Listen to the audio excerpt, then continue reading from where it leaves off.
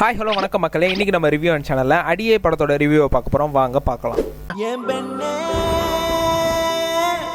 அடியே இந்த படத்தோட ஒன்லைன் என்னென்னு கேட்டிங்கன்னா, ஹீரோ வந்து ஹீரோயினை வந்து லவ் பண்ணுறாரு சின்ன வயசுலேருந்து.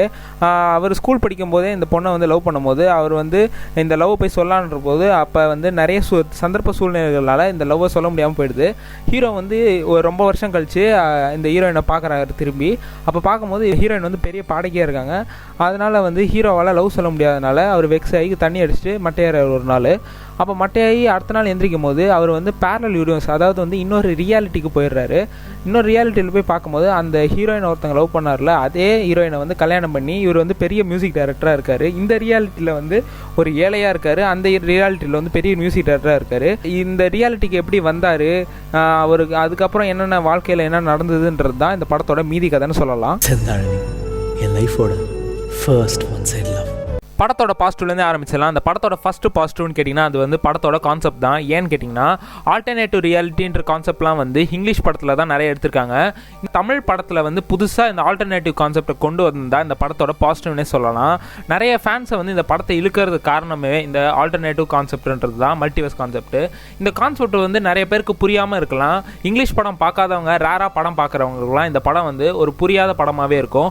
பட் இங்கிலீஷ் படம் பார்க்குற ஆடியன்ஸ் எல்லாருக்கும் இந்த படம் வந்து ஒரு யூஷுவல் படமாக தான் இருக்கும். பட் அங்கங்கே வந்து நம்ம தமிழ் ஆளுங்களுக்கு வந்து இந்த மாதிரி ஆல்டர்னேட்டிவ் ரியாலிட்டிக்கு போனால் என்னென்னலாம் மாறும் அதெல்லாம் வந்து இந்த படத்தில் சூப்பராகவே நிறைய சீன்ஸ் வச்சுருக்காங்கன்னே சொல்லலாம். அதாவது வந்து ஏஆர் ரஹ்மான் வந்து அந்த ரியாலிட்டியில் வந்து ஒரு டான்ஸராக இருக்கார். அதே மாதிரி வந்து விஜய் வந்து யோகன் படம் நடித்து 150 நாள் ஓடி கேப்டன் விஜயகாந்த் வந்து சிஎம் ஆகி அதை வந்து பார்க்க வராரு. அந்த மாதிரி வந்து ஒரு இன்ட்ரெஸ்டிங்கான ஃபேக்ட்ஸ் எல்லாம் வந்து இன்னொரு ரியாலிட்டியில் வச்சது வந்து இந்த படத்தோட பயங்கரமான பாசிட்டிவ்னு சொல்லலாம். தளபதி விஜய் நடித்த யோகன் அத்தியாயம் 1 திரைப்படத்தின் 150வது நாள் வெற்றி விழாவுக்கு இந்திய பிரதமர் கேப்டன் விஜயகாந்த் செல்லவிருக்கிறார். அதுக்கப்புறம் வந்து இந்த படத்தோட மியூசிக் வந்து சூப்பராகவே பண்ணியிருக்காங்க. மியூசிக் பேக்ரவுண்ட் மியூசிக்லாம் வந்து செம்மையாக பண்ணியிருக்காங்க. இந்த படத்துக்கு வந்து ஜிவி பிரகாஷ் பண்ணல, புதுசாக ஏதோ ஒரு மியூசிக் டைரக்டர் தான் அவர் வந்து இந்த படத்தில் வந்து செம்மையாகவே பண்ணியிருக்காரு. ஆக்டிங் வைஸ் பார்த்தீங்கன்னா ஜிவி பிரகாஷ், அப்புறம் கௌரி கிஷனு, முக்கியமாக சொல்லணும்னா வெங்கட் பிரபு தான் இந்த படத்தில் வந்து அங்கே இங்கே வந்துட்டு போவார்னு நினச்சேன். பட் அந்த த்ரூ அவுட்டாக அந்த படத்தில் வராரு. ஒரு நீட்டான பர்ஃபார்மன்ஸாகவே பண்ணியிருக்காருன்னே சொல்லலாம். அங்கங்கே வந்து காமெடி சீன்ஸ் எல்லாம் வந்து வெங்கட் பிரபு சார் வந்து அழகாக வந்து அந்த கேரி அவுட் பண்ணுறாரு. சூப்பராக வந்து அந்த ஒரு ஆர்டிஃபிஷியலாக நடிக்காமல் ஒரு கிளாசிக்காக வந்து நேச்சுரலாக நடிச்சுட்டு டப்புன்னு போயிடுறாரு. வெங்கட் பிரபு தான் இந்த படத்தோட இன்னொரு பாசிட்டிவ்னு சொல்லலாம். வெங்கட் பிரபுவா என்னை பார்த்து அவ்வளோ பெரிய குடும்பக்கார மாதிரியா தெரியுது?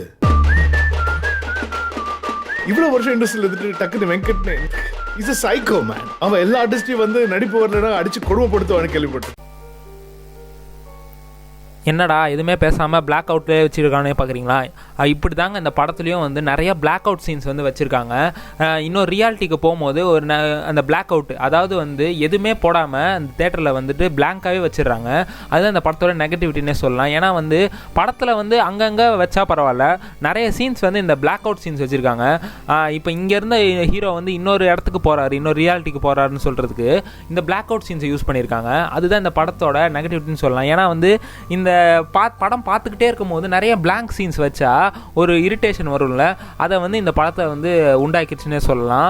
ரொம்ப பிளாங்க் சீன்ஸ் வந்ததுனால ஆடியன்ஸ் வந்து இரிட்டேட் ஆயிடுறாங்க. என்னடா இது ஒன்றுமே போடாமல் ரொம்ப நேரம் வச்சுருக்காங்கன்னு. ஸோ இது ஒரு நெகட்டிவிட்டின்னு சொல்லலாம் இந்த படத்துக்கு. இந்த கான்செப்டை கொண்டு வந்துட்டு செகண்ட் ஹாஃபில் எங்கே கொண்டு போகிறதுனே தெரியாமல் அங்கேயும் இங்கேயும் வந்து இந்த நிறைய சீன்ஸை வந்து வச்சுருக்காங்க. ஒரு ஃபில்லர் சீன்ஸ்லாம் வச்சுருக்காங்க. அதாவது என்னன்னு கேட்டிங்கன்னா, நிறைய சீன்ஸ் வந்து இதெல்லாம் தேவையே இல்லை, டைம் ஓட்டுறதுக்காக சில சீன்ஸ்லாம் வச்சுருக்காங்க. அதெல்லாம் வந்து இந்த படத்தோட போரிங் பார்ட்டாகவே ஆகிடுது. ஒரு பயங்கரமான ஒரு கான்செப்ட் எடுத்துகிட்டு அதை எப்படி எடுக்கணும்னு தெரியாமல் செகண்ட் ஹாஃபில் வந்துட்டு ரொம்ப லேக் அடிச்சிட்டாங்க.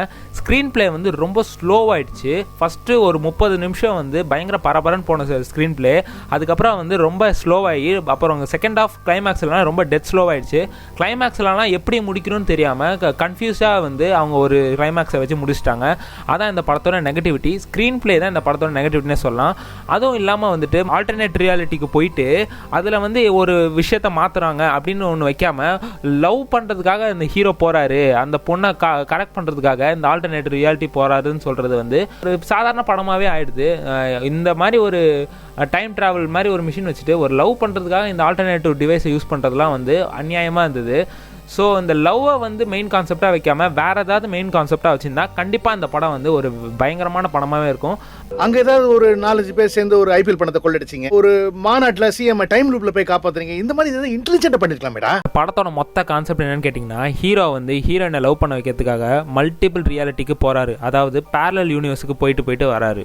இந்த படத்தோட கான்செப்டை கேட்கும் போது ஏதோ ஒரு டைலாக் தான் ஞாபகம் வருது.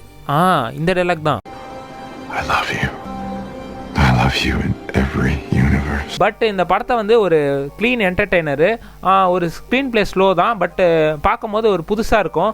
இந்த இங்கிலீஷ் படம் பார்க்காதவங்க, இந்த மாதிரி இந்த ஆல்டர்னேட்டிவ் கான்செப்ட்லாம் தெரியாதவங்களாம் இந்த படம் போய் பார்த்தீங்கன்னா கண்டிப்பாக இந்த படம் வந்து உங்களுக்கு ஒரு புது ஃபீல் தரும். ஸோ இந்த படத்தை வந்து போய் தியேட்டரில் பாருங்கள், நல்ல ஒரு குட் என்டர்டெய்னர்னே சொல்லலாம். ஸோ இன்னொரு வீடியோவில் சந்திக்கிற வரைக்கும் ஹேவ் ஃபன் கைஸ். வணக்கம். டேய் எண்டு காடு போட்டு எகத்தால பாடா பண்றீங்க, எனக்கு எண்டே கிடையாதுடா. லைக் பண்ணு, கமெண்ட் பண்ணு,